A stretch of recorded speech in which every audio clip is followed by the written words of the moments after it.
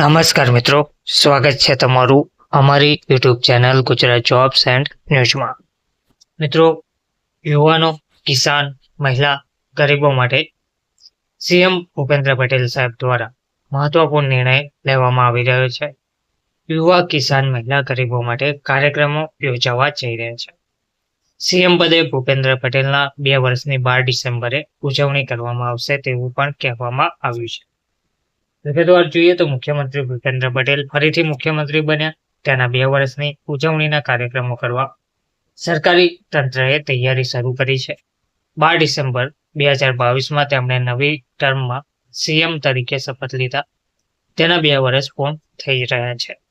તે નિમિત્તે આગામી 12 ડિસેમ્બરે ગાંધીનગર મહાત્મા મંદિરમાં મુખ્ય અને અમદાવાદમાં જનહિતના કાર્યક્રમો યોજાશે, જેમાં વડાપ્રધાન નરેન્દ્ર મોદીએ દેશમાં 4 જ જાતિ યુવા, કિસાન, મહિલા અને ગરીબ તેમ કહ્યું છે. તેને લઈને આયોજન કરાઈ રહ્યું છે.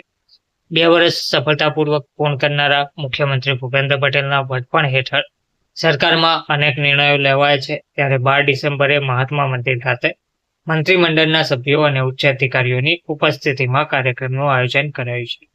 હવે 12 ડિસેમ્બરે ગરીબ, યુવા, મહિલા અને કિસાનને સાંકળી લેતા કાર્યક્રમો યોજાશે. ખેડૂતો માટે સવારે ફાર્મર પ્રોડ્યુસર્સ ઓર્ગેનાઇઝેશનના FPO નો કાર્યક્રમ યોજાશે. ગરીબ શ્રમજીવી વર્ગ માટે અમદાવાદમાં 5 રૂપિયામાં ભોજન પૂરું પાડતી શ્રમિક અન્નપૂર્ણા યોજનાના નવા કેન્દ્રો શરૂ કરાશે. યુવાઓને મહાત્મા મંદિર ખાતે રોજગારી પત્રો એનાયત કરાશે અને મહિલાઓ માટે અમદાવાદમાં આઈ ક્રિએટ ખાતે સ્ટાર્ટઅપ અને પ્રોત્સાહનનો કાર્યક્રમ યોજાશે. મહાત્મા મંદિર ખાતે 500 જેટલા યુવાનોને રોજગારી પત્રો આપવામાં આવશે તેવું કહેવામાં આવી રહ્યું છે. ધન્યવાદ.